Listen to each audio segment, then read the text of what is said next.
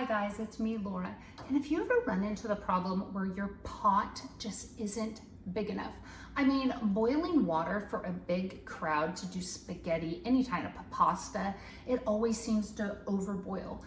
I got to use this 8-quart over at my son's house, and let me tell you, this is a game changer.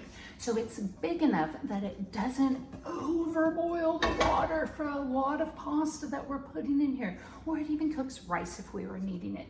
The lid is super sturdy, heavy, but it doesn't feel like it's going to shatter or break. The handles are great to be able to transfer from one place to another. But my favorite part is going to be the non-stick.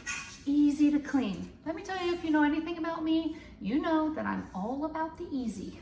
So this would definitely be one of them. I need to go play. I love playing with the kids around here, so I don't have time to do a lot of cleanup. So this pot, big, easy to use for great big families, easy to use for great big dinners, and easy to clean.